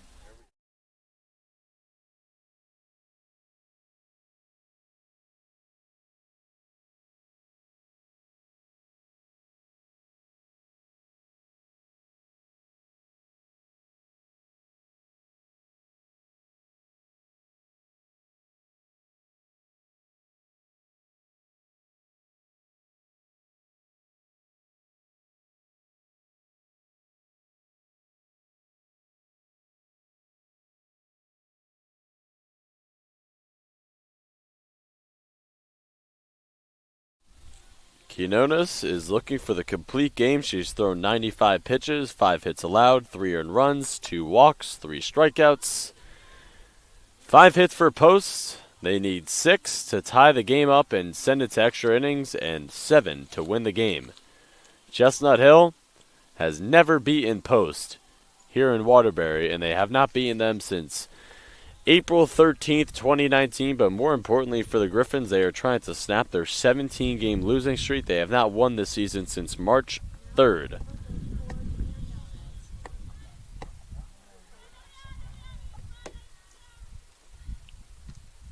Jenny Raquelme will step in here, her first at-bat, after she had to sub for Caitlin DeAngelis, who hurt herself. And she goes right up the middle, hits off of the glove of Lopez Del Haro, and a leadoff base runner here for the Eagles in the bottom of the 7th.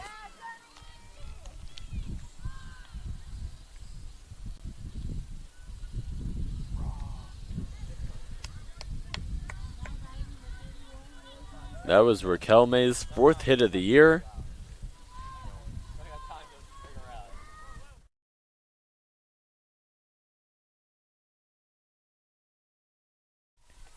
Tomasello steps in, takes the first pitch right down Broadway. Tomasello 0 for 2 here in Game 2 with a walk and a strikeout. She homered in her first at-bat here in the doubleheader, a 2-run shot in Game 1 to left field, and that hits Tomasello. She'll take first.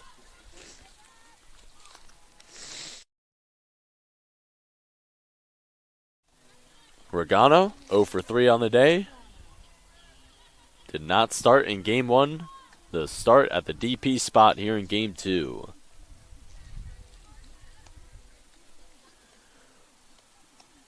Raquelme on second, Tomasello on first. No outs in the bottom of the 7th. Again, Eagles won 4-3 in Game 1, snapping their 6-game losing streak. And again, the big storyline here for Chestnut Hill, trying to snap their 17-game losing streak here in Game 2. It was at 16 coming into the doubleheader, and obviously losing 4-3 in Game 1. A few milestones here for the Eagles in this doubleheader. Sam Ricarduli got her 100th hit, and DeAngelis here in Game 2 got her 150th hit. That's going to be an error on Lopez Del Haro. Bases loaded. No outs here in the bottom of the 7th.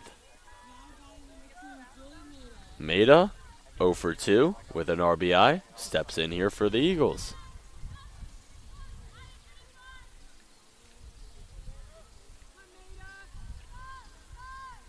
Maida comes into the doubleheader, hitting 171 on the year. The first pitch is outside.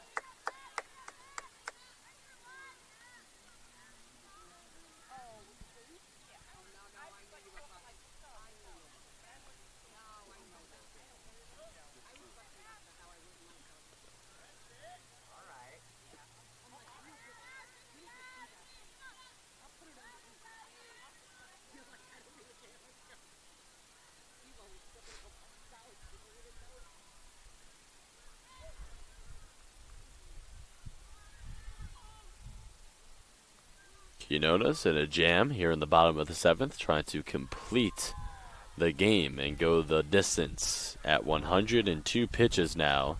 6 hits allowed, 3 earned runs, 2 walks, 3 strikeouts.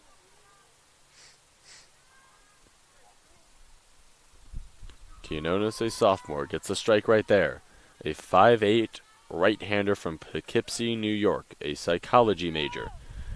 Trying to end things here for Chestnut Hill and snap their 17-game losing streak. That's a bloop into shallow center. It will fall. Raquelme will come home. 10-5. An RBI single for Julia Maida. That's her second RBI here in Game 2. And that will bring up the freshman, Alyssa Calabrese. And we will have a mound visit here. Bullpen is getting loose for Chestnut Hill.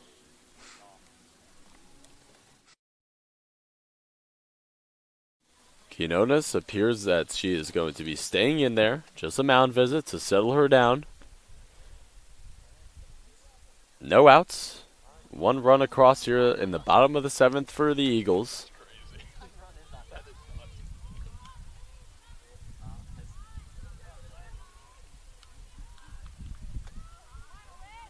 Bases are loaded.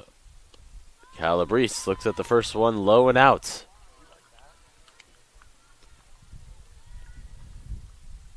The tying run is on deck.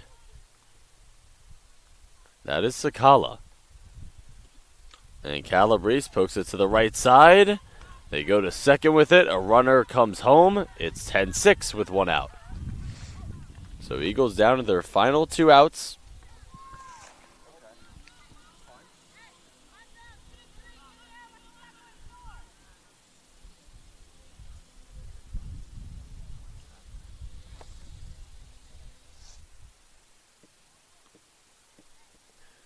Eagles started the game down 9-0 after the top of the 2nd. They've outscored Chestnut Hill 6-1 since then.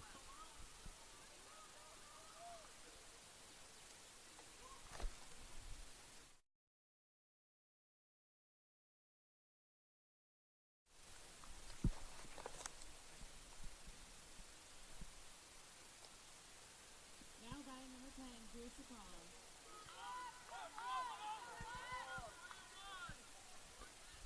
So Sakala will pinch hit here. She was 1 for 3 in game 1. Hines got the start behind the dish here in game 2.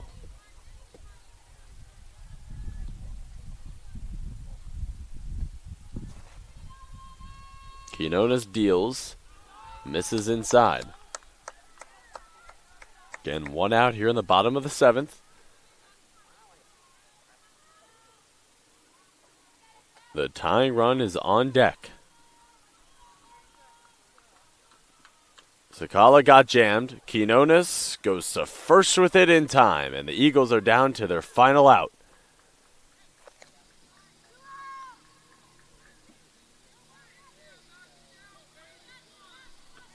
And Bailey Dickinson is going to pinch hit here.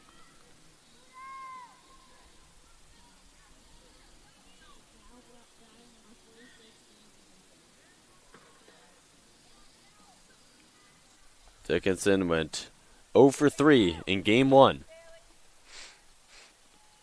Looks at the first pitch on the inside corner for strike 1. 111 pitches for Quinones. Eagles down to their final out. 10-6, Chestnut Hill. That one's upstairs. 1 ball, 1 strike. Runners at second and third with 2 down in the bottom of the 7th. Chestnut Hill trying to snap their 17-game losing streak.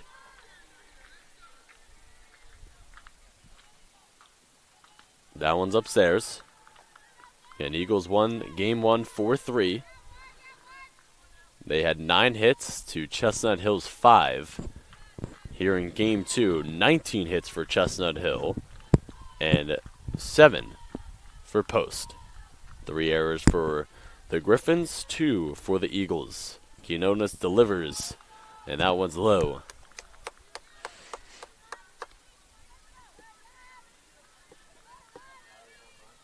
Three balls, 1 strike.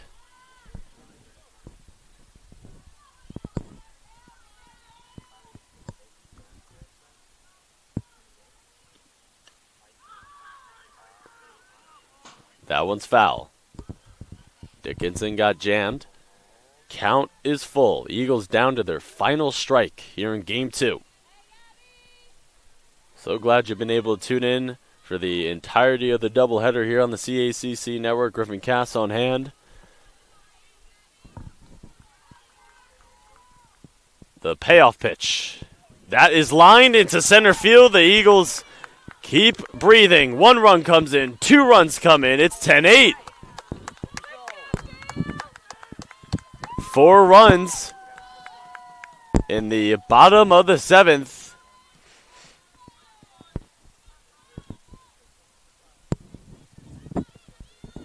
And Dickinson looks like she's going to get pinch ran for here. Her sister comes in, Brooke Dickinson, and Carly Peruso, 1 for 3, steps up.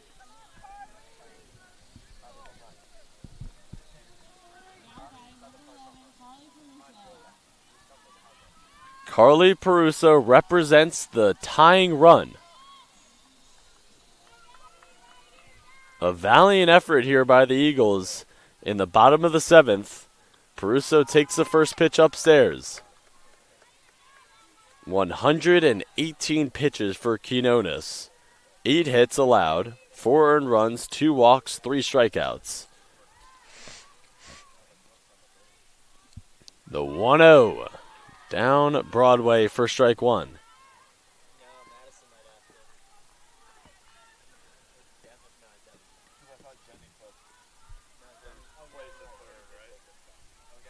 One. Low, ball 2.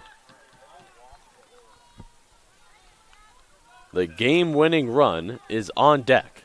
Tying run is at the plate. Eagles making it interesting here in the 7th inning. They started the game down 9-0 after the top of the 2nd. 3-1. The top of the order is on deck. And a mound visit here from the Griffins infield trying to settle down their pitcher. The sophomore has been sensational all game, but getting lit up here a little bit in the 7th inning. You wonder if it's fatigue. She is at 119 pitches.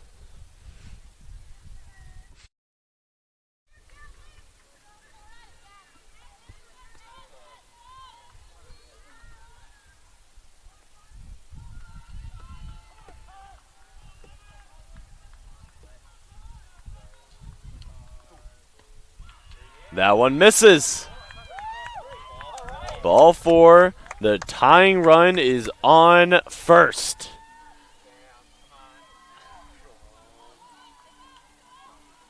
Rick Arduli, 1 for 4.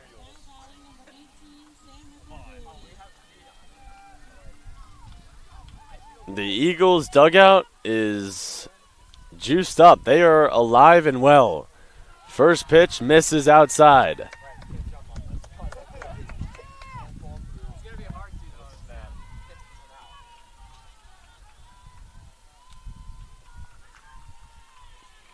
The 1-0 is on its way from Quinones. Her 123rd pitch is outside for ball 2. And you wonder if you're Chestnut Hill, if she can't get this batter, you almost have to pull her. You can't let her go the distance here. The 2-0 upstairs. Rick Arduli represents the game-winning run. Peruso on first. She represents the tying run. 10-8 Chestnut Hill. 19 hits for the Griffins. 8 for the Eagles. That is low. Ball 4. The game-winning run is on base. And the game-tying run is in scoring position.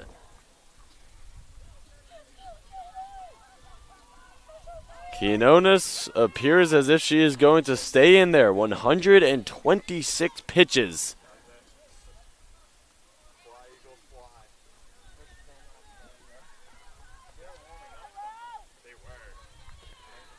Raquelme, 1 for 1. She's had to come into this game due to Caitlin DeAngelis having to exit. The pitch is fouled away. That's a nice delivery by Quinones. A strong sign there for Chestnut Hill.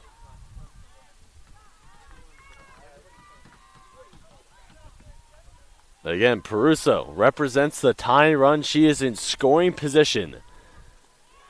The 0-1 to Raquelme is low and in. 1 ball, 1 strike, 2 outs, bottom of the 7th. Eagles making it very interesting. They came into this half inning down 10-4.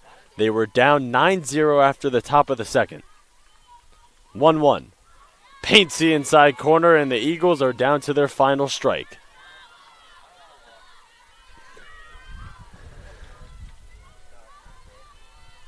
One ball, two strikes. Quinones with 128 pitches.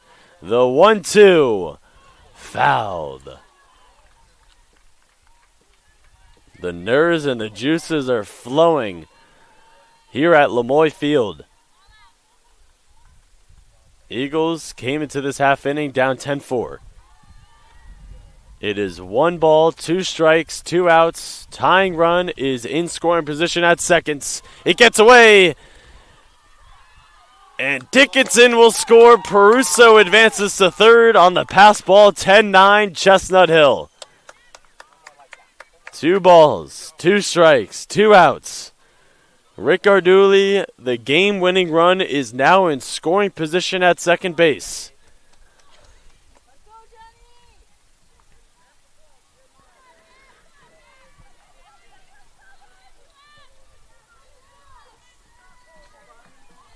Two balls, two strikes, two outs. Quinones delivers, and it hits the knob, I believe, of the bat of Riquelme. So a foul ball. It appeared from my vantage point that it hit her. Tomasello is on deck. The count remains at 2-2. Quinones delivers. Fouled. What a comeback bid here by the Eagles in the bottom of the seventh. They have put up 5 here in the seventh inning.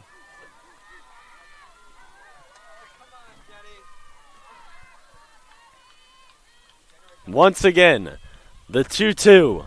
Quinones delivers. Fouled away once again. Riquelme is making Quinones work for this final out.